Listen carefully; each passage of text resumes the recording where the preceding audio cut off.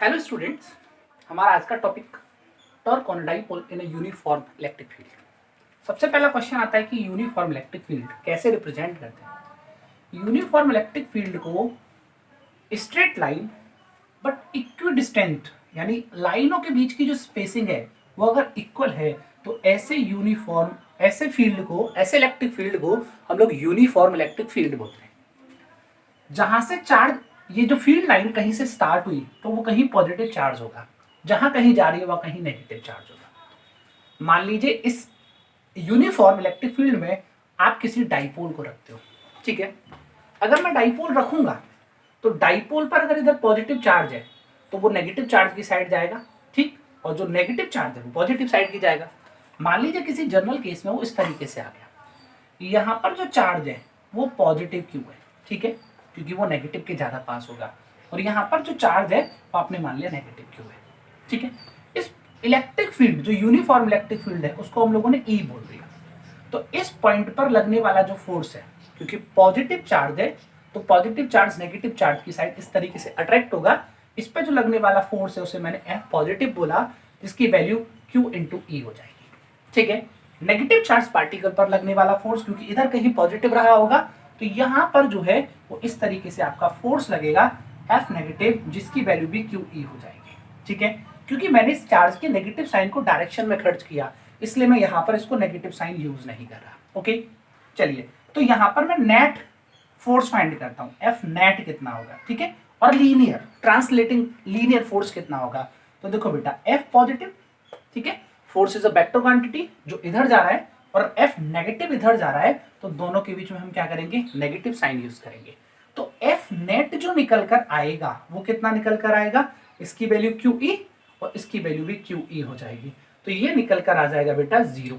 ध्यान रखना, किसी भी इलेक्ट्रिक डाइपोल पर यूनिफॉर्म इलेक्ट्रिक फील्ड में नेट लीनियर या ट्रांसलेटिंग जो फोर्स होता है वो 0 होता है, ठीक है। बट एक बात ध्यान रखिएगा, but F positive and F negative, ठीक है, both have a different line of action. यानी इन दोनों फोर्स की जो लाइन ऑफ एक्शन है वो दोनों की डिफरेंट है। इसकी लाइन ऑफ एक्शन ये गई, इसकी लाइन ऑफ एक्शन ये गई, दोनों बहुत डिफरेंट है, पैरेलल है लेकिन दोनों की दोनों कैसी हैं, डिफरेंट है। Then these forces act as a pair of force। ध्यान देना, यानी ये दोनों फोर्स जो हैं वो एज अ पेयर वर्क करेंगे, और जब पेयर वर्क करेंगे तो देन डाइपोल एक्सपीरियंस, ये बात ध्यान से समझना, एक्सपीरियंस अ टॉर्क, ठीक है। इस टॉर्क की वैल्यू कितनी होगी ये भी समझते हैं। ये जो टॉर्क है इसको टाउ से रिप्रेजेंट करते हैं। ये होगा फोर्स इनटू परपेंडिकुलर डिस्टेंस, ध्यान से देखना, बिटवीन, ठीक है, लाइन ऑफ एक्शन, ठीक है। तो देखो बेटा, टॉर्क को टाउ रहने दिया, फोर्स कितना है क्यू ई, या ये वाला लगा दीजिएगा, दोनों की वैल्यू क्यू ई है, और ये हो जाएगा अब परपेंडिकुलर डिस्टेंस। समझो, ये जो डिस्टेंस है वो परपेंडिकुलर है, ये नेगेटिव चार्ज, ये पॉजिटिव चार्ज। तो सबसे पहले तो डाइपोल मोमेंट की जो डायरेक्शन है वो ये हो जाएगी, और इनके बीच का जो डिस्टेंस है जिसे हम लोग डाइपोल लेंथ बोलते हैं, हम सबको पता है वो 2l हो जाएगी। Let this angle is theta, ठीक है। थीटा क्या है बेटा, angle between E and P, ये ध्यान रखिएगा, electric field and dipole moment के बीच का जो एंगल है वो थीटा है, ठीक है। इन दैट केस ये हमारे लिए हाइपोटेनियस का वर्क करेगा जब मुझे ये फाइंड करना है। फॉर एग्जाम्पल, इसको बी बोल दूं, इसको ए बोलूं, इसको ओ बोल दूं, तो देखो बेटा, यहां पर हम लोग यूज करेंगे साइन थीटा। साइन थीटा कितना होता है सबको पता होना चाहिए। साइन थीटा बोले तो ये होता है परपेंडिकुलर, यानी बी ओ अपॉन हाइपोटेनियस। तो इसका इधर मल्टीप्लाई करूंगा तो ये जो निकल कर आएगा वो निकल कर आ जाएगा 2 साइन थीटा, ठीक है। तो आप यहां पर लगा दोगे 2l इंटू साइन थीटा। आप लोग इसे ऐसे लिख सकते हो, q इंटू 2l, ठीक है। तो यहां रहने दिया आपने e, इसको रहने दिया आपने साइन थीटा। ध्यान से समझना बेटा। तो हम लोग इस लाइन को क्या लिख सकते हैं, ये हमको पता है बेटा, इसको डाइपोल मोमेंट बोलते हैं। ये हो जाएगा PE साइन थीटा। ये हमारे लिए जनरल फॉर्मूला हो गया, इस चीज पर ध्यान देना, ठीक है। इस फॉर्मूले को हम लोग वेक्टर फॉर्म में लिख सकते हैं, इन वेक्टर फॉर्म। ठीक है, ध्यान से समझना बेटा। वेक्टर फॉर्म में कैसे लिखेंगे? टॉर्क भी एक वेक्टर क्वांटिटी है। ठीक है, इसको हम लिख सकते हैं P क्रॉस E। ये हमारे लिए एक वेक्टर फॉर्म हो गई। ठीक है, अब आपको पता है जब वेक्टर फॉर्म है तो हम लोग यहाँ पर डायरेक्शन भी शो कर सकते हैं कि टॉर्क की जो डायरेक्शन है वो डायरेक्शन कितनी होगी। ठीक है, तो यहाँ पर हम लोग डायरेक्शन देखने की कोशिश करेंगे, जरा समझने की कोशिश करेंगे। ठीक है बेटा, अभी देखो फोटो में E जो है वो इस तरीके से मुझे दिया। ठीक है, ये इलेक्ट्रिक फील्ड की डायरेक्शन दी, और डाइपोल मोमेंट की जो डायरेक्शन दी मुझे वो इस तरीके से दी।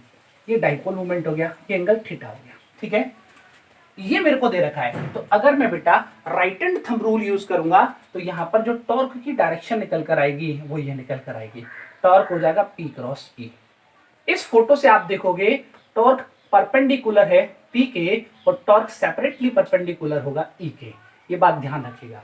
ये सारा कुछ डेटा जो है वो यूनिफॉर्म इलेक्ट्रिक फील्ड के लिए है। ठीक है, मान लीजिए जो फील्ड है, ठीक है, मान लीजिए जो फील्ड है वो यूनिफॉर्म ना रह के कैसा हो जाए बेटा? Non uniform.